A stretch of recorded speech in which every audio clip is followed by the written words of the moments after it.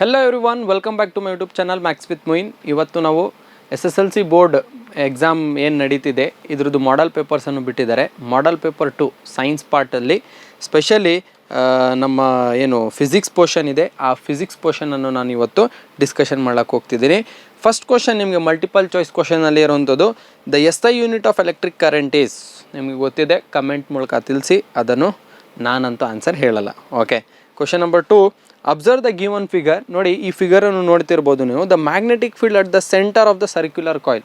ಈ circular coil ಇದು ಸೆಂಟ್ರಲ್ಲಿ ಮ್ಯಾಗ್ನೆಟಿಕ್ ಫೀಲ್ಡ್ ಏನಿರುತ್ತೆ ಅಂದರೆ, ಸೆಂಟ್ರಲ್ಲಿ ಮ್ಯಾಗ್ನೆಟಿಕ್ ಫೀಲ್ಡು ಆಲ್ವೇಸ್ ಏನಿರುತ್ತೆ ಅಂತ ನೀವು ಹೇಳಬೇಕು. ದಟ್ ಈಸ್ ನಿಮಗೆ ಗೊತ್ತಿರುವ ಹಾಗೆ 0. ಮಧ್ಯದಲ್ಲಿ ಮ್ಯಾಗ್ನೆಟಿಕ್ ಫೀಲ್ಡ್ ಏನಿರುತ್ತೆ 0 ಇರುತ್ತೆ. ಬಿಕಾಸ್ ಅದ್ರ ಸುತ್ತ ನಿಮಗೆ ಕರೆಂಟ್ ಫ್ಲೋ ಆಗ್ತಿರೋದ್ರಿಂದ ಅದ್ರ ಸುತ್ತ ಮ್ಯಾಗ್ನೆಟಿಕ್ ಫೀಲ್ಡ್ ಇರುತ್ತೆ. ಅಟ್ ದ ಮಿಡಲ್ ಪಾಯಿಂಟಲ್ಲಿ ನಿಮಗೆ ಮ್ಯಾಗ್ನೆಟಿಕ್ ಫೀಲ್ಡ್ 0 ಇರುತ್ತೆ. Question number 3, which mirror is used as rear view mirror. ಯಾವ ಮಿರರ್ ರೇರ್ ವಿವ್ ಮಿರರ್ ಆಗಿ ಯೂಸ್ ಮಾಡ್ತೀರಾ? ಕಾನ್ವೆಕ್ಸ್ ಮಿರರ್ ಅನ್ನು. List any two suggestions to avoid the overload in domestic electric circuit. Last paper 1ನಲ್ಲೂ ಕೂಡ ಈ question repeat ಆಗಿದೆ. ಯಾವ ರೀತಿಯಲ್ಲಿ ಓವರ್ಲೋಡನ್ನು ನೀವು ಅವಾಯ್ಡ್ ಮಾಡ್ತೀರಾ? Avoid connecting too many appliances to a single circuit and heavy voltage devices to a single socket. ಆಮೇಲೆ you can use the fuse or MCBs to avoid the overload in the electric domestic circuits. Next, draw a simple electric circuit label ammeter and voltmeter. ಒಂದು simple electric circuit draw ಮಾಡಬೇಕು. ಅದರಲ್ಲಿ ನೀವು ಆ್ಯಮ್ಮೀಟರ್ ಮತ್ತು volt meter ಎಲ್ಲಿದೆ ಅಂತ connect ಮಾಡಬೇಕು. ನೋಡಿ, volt meter ಯಾವಾಗಲೂ ಕೂಡ ಪ್ಯಾರಲಲ್ ಕನೆಕ್ಟ್ ಮಾಡಬೇಕು. ಆ್ಯಮ್ಮೀಟರ್ ಸೀರೀಸ್ ಕನೆಕ್ಷನಲ್ಲಿ ಇರುತ್ತೆ. ಸಿಂಪಲ್ ಸರ್ಕ್ಯೂಟ್ ಡಯಾಗ್ರಾಮ್ ಬಿಡಿಸಿ, ಯಾವುದಾದ್ರೂ ಒಂದು ಸರ್ಕ್ಯೂಟ್ ಡಯಾಗ್ರಾಮ್ ಬಿಡಿಸಿ, ಅದರಲ್ಲಿ ವೋಲ್ಟ್ ಮೀಟರ್ ಎಲ್ಲಿದೆ, ಆ್ಯಮ್ಮೀಟರ್ ಎಲ್ಲಿದೆ ಅನ್ನೋದು ಕೊಡಬೇಕು. This is for 2 marks. Next, N electric motor receives 10 ampere electric current from 220 volt electric source. Find the power of motor.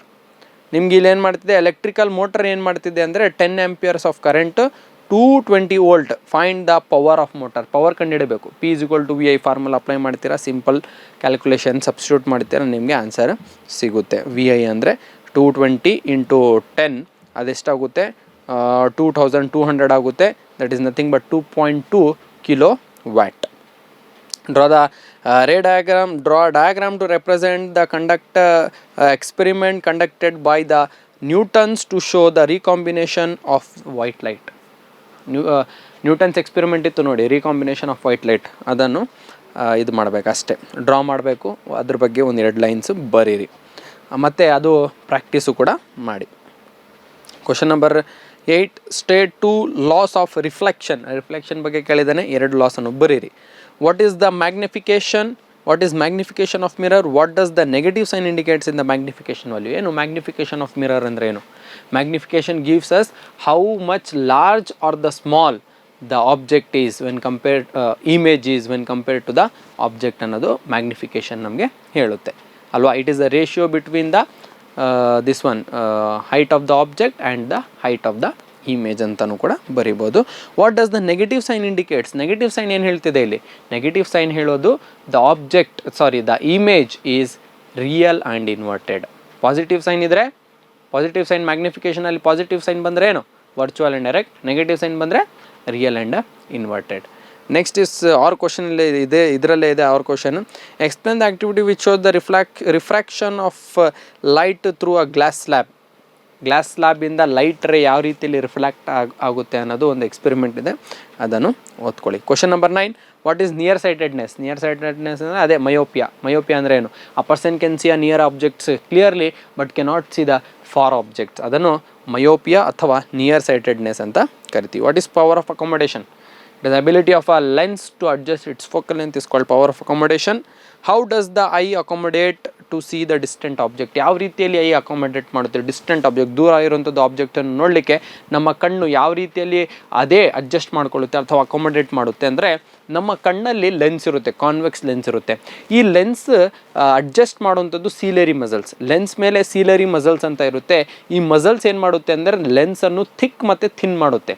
ಇದೇ ಅಡ್ಜಸ್ಟ್ಮೆಂಟ್ ಇಂದ ನಾವು ದೂರ ಇರೋಂಥದ್ದು ಆಬ್ಜೆಕ್ಟ್ಸನ್ನು ನೋಡ್ತೀವಿ, ಹತ್ತಿರ ಇರೋಂಥದ್ದು ಆಬ್ಜೆಕ್ಟ್ಸನ್ನು ಕೂಡ ನೋಡ್ತೀವಿ. ಅಂದರೆ ತುಂಬ ಹತ್ತಿರ ಯಾವುದಾದ್ರೂ ಒಂದು ಆಬ್ಜೆಕ್ಟ್ ಬಂತು ಇದನ್ನು ಓದ್ಬೋದು, ತುಂಬ ದೂರ ಯಾವುದೋ ಮೌಂಟೇನ್ ಪೀಕನ್ನು ಕೂಡ ನಾವು ಇಲ್ಲಿಂದನೇ ನೋಡ್ಬೋದು, ಅಥವಾ ಸನ್ಸೆಟ್ಟನ್ನು ಕೂಡ ನೋಡ್ಬೋದು. ಅದು ಯಾರು ಮಾಡೋದು? ನಮ್ಮ ಕಣ್ಣಲ್ಲಿರುವಂಥದ್ದು ಲೆನ್ಸ್ ಮೇಲೆ ಇರುವಂಥದ್ದು ಸೀಲರಿ ಮಸಲ್ಸ್ ಅಂತ ಏನಿರುತ್ತೆ ಅದು it is going to adjust. ದೂರದು ನೋಡಬೇಕು ಅಂದರೆ ಸೀಲರಿ ಮಸಲ್ಸ್ ರಿಲ್ಯಾಕ್ಸ್ ಮಾಡುತ್ತೆ, ರಿಲ್ಯಾಕ್ಸ್ ಮಾಡಿದಾಗ ಲೆನ್ಸ್ ತುಂಬ ದೂರ ಇರೋಂಥದ್ದು ನೋಡುತ್ತೆ. ನೆಕ್ಸ್ಟ್ ಇದು ಆಯಿತು ಅಕೊಮಡೇಷನ್. ನೆಕ್ಸ್ಟ್ ಆರ್ ಕ್ವಶನ್ ಇದೆ, star appears to twinkle but the planets do not twinkle, why? Stars twinkle ಆಗುತ್ತೆ ಬಟ್ ಪ್ಲಾನೆಟ್ಸ್ ಟ್ವಿಂಕಲ್ ಆಗಲ್ಲ, ಏನಕ್ಕೆ ರೀಸನ್ ಕೊಡಿ ಅಂತ. ಇದು ಡಿಫ್ರೆನ್ಸ್ ಮುಖಾಂತರ ನೀವು ಬರಿಬೋದು. 3 ಮಾರ್ಕ್ಸ್ ಕ್ವಶನ್ ಕೇಳಿರೋದು, ಕಾಲಮ್ ಹಾಕೋತೀರಾ, ಒಂದು 4 to 5 ಪಾಯಿಂಟ್ಸನ್ನು ನೀವು ಬರೀತೀರಾ. ಫಸ್ಟ್ ಪಾಯಿಂಟ್ ಏನು, ಸ್ಟಾರ್ಸ್ ಏನಕ್ಕೆ ಟ್ವಿಂಕಲ್ ಆಗುತ್ತೆ? ಬಿಕಾಸ್ ಸ್ಟಾರ್ಸ್ ಆರ್ ದ ತುಂಬ ಫಾರ್ ಅವೇ ಡಿಸ್ಟೆನ್ಸಲ್ಲಿದೆ. ವೆನ್ ಅರ್ತ್ ಸರ್ಫೇಸಿಂದ ಸ್ಟಾರ್ಸ್ ತುಂಬ ದೂರ ಡಿಸ್ಟೆನ್ಸಲ್ಲಿರುತ್ತೆ, whereas the planets are comparatively near to the earth. Second point ನೀವೇನು ಬರಿಬೋದು? Second point, it acts as the point source. ಯಾವುದು? ಸ್ಟಾರ್ಸ್ ಪಾಯಿಂಟ್ ಸೋರ್ಸ್ ಆಗಿ ಆ್ಯಕ್ಟ್ ಮಾಡುತ್ತೆ. ಏನು ಪಾಯಿಂಟ್ ಸೋರ್ಸ್ ಅಂದರೆ ಏನು? ಒಂದೇ ಒಂದು ಸಿಂಗಲ್ ಲೈಟ್ ಬರೋ ಥರ ನಮಗೆ ಕಾಣಿಸೋದು, ಸೊ ಅದಕ್ಕೆ ಅದನ್ನು ಪಾಯಿಂಟ್ ಸೋರ್ಸ್ ಅಂತ ಕರಿತೀವಿ. ವೇರ್ ಆಸ್ ದ ಪ್ಲಾನೆಟ್ಸನ್ನು ನಾವೇನಂತ ಕರಿತೀವಿ ಅಂದರೆ ಎಕ್ಸ್ಟೆಂಡೆಡ್ ಸೋರ್ಸ್ ಅಂತ ಕರಿತೀವಿ. ಅಂದರೆ ತುಂಬ ಪಾಯಿಂಟ್ ಸೋರ್ಸ್ ಅಂದರೆ ಒಂದು ಪಾಯಿಂಟ್ ಮಾತ್ರ ಇರಲ್ಲ, ಅದರಲ್ಲಿ ತುಂಬ ಲೈಟ್ ರೇಸ್ ಅದರಿಂದ ತುಂಬ ಬರ್ತಾ ಇರುತ್ತೆ. ಬಟ್ ಅದೇ ಸ್ಟಾರ್ಸ್ ತುಂಬ ದೂರ ಇರೋದ್ರಿಂದ ಒಂದೇ ಒಂದು ಲೈಟ್ ರೇ ಬರ್ತಿರುತ್ತೆ. ಸೊ ಇದರಲ್ಲಿ ಏನಾಗುತ್ತೆ ಅಂದರೆ ಯಾವಾಗ ಅಟ್ಮಾಸ್ಫಿಯರಿಕ್ ರಿಫ್ರಾಕ್ಷನ್ ಆಗುತ್ತೆ, ಅಪರೆಂಟ್ ಪೊಸಿಷನ್ ಚೇಂಜ್ ಆಗ್ತಾ ಇರುತ್ತೆ ಅಲ್ಲಿಂದ ಇಲ್ಲಿಂದ. ಬಿಕಾಸ್ ಓನ್ಲಿ ಒಂದು ಸಿಂಗಲ್ ಲೈಟ್ ಬರ್ತಿರೋದ್ರಿಂದ, ತುಂಬ ದೂರದಿಂದ ಬರ್ತಿರೋದ್ರಿಂದ ಅದು ಟ್ವಿಂಕಲ್ ಆಗಿ ನಮಗೆ ಅಪಿಯರ್ ಆಗುತ್ತೆ. ವೇರ್ ಆಸ್ ಪ್ಲಾನೆಟ್ಸ್ ತುಂಬ ಹತ್ತಿರ ಇರೋದ್ರಿಂದ, ತುಂಬ ಹತ್ತಿರ ಅಂದರೆ ಕಂಪೇರಿಟಿವ್ಲಿ ನಿಯರ್ ಇರೋದ್ರಿಂದ ನಮಗೇನಾಗುತ್ತೆ ಅಂದರೆ ಸೋರ್ಸ್ ಆಫ್ ಲೈಟ್ಸ್ ತುಂಬ ಇದೆ. ಒಂದು ಲೈಟ್ ರೇ ರಿಫ್ರಾಕ್ಟ್ ಆದ್ರೂ ಕೂಡ ಇನ್ನೊಂದು ಲೈಟ್ ರೇ ಕಾಣಿಸುತ್ತೆ. ಅದು ತುಂಬ ಲೈಟ್ ರೇಸ್ ಇರೋದ್ರಿಂದ ನಮಗೆ ಅದು ಟ್ವಿಂಕ್ಲಿಂಗ್ ಆಗಿ ಕಾಣಿಸಲ್ಲ, ಕರೆಕ್ಟಾಗಿ ಹಾಗೆ ಇದೆ ಅಂತ ಕಾಣಿಸುತ್ತೆ. But whereas the stars ತುಂಬ ದೂರ ಇರೋದ್ರಿಂದ ನಮಗೆ ಟ್ವಿಂಕ್ಲಿಂಗ್ ಆಗಿ ಕಾಣಿಸುತ್ತೆ. Next, what is solenoid? Solenoid ಅಂದರೆ ಏನು? ಡೆಫಿನೇಷನ್ ಅದನ್ನು ಬರೀರಿ. It is a number of circular turns insulated copper wire of circular turns on a cylindrical shape ಅಂತ ಬರಿಬೋದು. State Fleming's left hand rule. ನೋಡಿ, Fleming's left hand rule state ಮಾಡುವಾಗ ಕ್ಲೀನಾಗಿ state ಮಾಡಬೇಕು ಅಲ್ವಾ? ನೀವು ತುಂಬ ಜನ ತಪ್ಪು ಮಾಡ್ತೀರಾ, ಉಲ್ಟಾ ಬರ್ಕೊಂಡು ಹೋಗ್ತೀರಾ, ಇಲ್ಲಿಂದ ಸ್ಟಾರ್ಟ್ ಮಾಡ್ತೀರಾ, ಥಂಬಿಂದ ಸ್ಟಾರ್ಟ್ ಮಾಡ್ತೀರಾ. Open your left hands 3 fingers, thumb, 4 finger, middle finger perpendicular to each other. First point ಅರ್ಥ ಆಗ್ತಿದೆಯಾ? ನೆಕ್ಸ್ಟ್ ಇಲ್ಲಿಂದ ಬರಬೇಕು. FBI, ಎಫ್ ಅಂದರೆ ಫೋರ್ಸ್, ಬಿ ಅಂದರೆ ಮ್ಯಾಗ್ನೆಟಿಕ್ ಫೀಲ್ಡ್, ಐ ಅಂದರೆ ಕರೆಂಟ್. ಕನ್ಫ್ಯೂಸ್ ಆಗಿ ಹೋಗ್ತಾರೆ, ಇದು ಇದಕ್ಕೆ ಬರೀತಾರೆ, ಇದು ಇದಕ್ಕೆ ಬರೀತಾರೆ, ಕನ್ಫ್ಯೂಸ್ ಆಗಿ. FBI ನೆನ್ಪಿಟ್ಕೊಬೇಡಿ. FBI, ಎಫ್ ಅಂದರೆ ಫೋರ್ಸ್, ಬಿ ಅಂದರೆ ಮ್ಯಾಗ್ನೆಟಿಕ್ ಫೀಲ್ಡ್, ಐ ಅಂದರೆ current. Middle finger shows the direction of current, 4 finger shows the direction of magnetic field and the thumb indicates the direction of force. ಇಷ್ಟು ಬರೆದ್ರೆ ನಿಮಗೆ Fleming's left hand rule ಆಯಿತು. Next, what is the potential difference between the live wire and the neutral wire in the domestic electric circuits? Live wire ಮತ್ತು neutral wire ಮಧ್ಯದಲ್ಲಿ ಎಷ್ಟು potential difference ಇದೆ ಅಂತ, ಅದು 220 volts. Question number 11, that is option A. ಏನು ಕೇಳಿದ್ದಾನೆ ಅಂದರೆ state Joule's law of heating. Joule's law of ಹೀಟಿಂಗನ್ನು ಸ್ಟೇಟ್ ಮಾಡಬೇಕು. ಅದ್ರ ಜೊತೆಯಲ್ಲಿ you should write any 4 appliances ಯಾವುದು ಇದ್ರ ಮೇಲೆ ವರ್ಕ್ ಆಗುತ್ತೆ. ಎಲೆಕ್ಟ್ರಿಕ್ ಹೀಟರ್ ಆಗಿರ್ಬೋದು, ಟೋಸ್ಟರ್ ಆಗಿರ್ಬೋದು, ಆಮೇಲೆ ನಿಮ್ಮ ಐರನ್ ಬಾಕ್ಸ್ ಆಗಿರ್ಬೋದು. ಅರ್ಥ ಆಗ್ತಿದೆಯಾ? ಈ ಥರ 4 ಪಾಯಿಂಟ್ಸನ್ನು ನೀವು ಬರಿಬೋದು. Next, give reason. Tungsten is used almost exclusively for a filament of electric lamps. ಟಂಗ್ಸ್ಟನನ್ನೇ ಏನಕ್ಕೆ ಯೂಸ್ ಮಾಡ್ತಾರೆ ಎಲೆಕ್ಟ್ರಿಕ್ ಲ್ಯಾಂಪ್ಸಲ್ಲಿ? Because it has high melting point.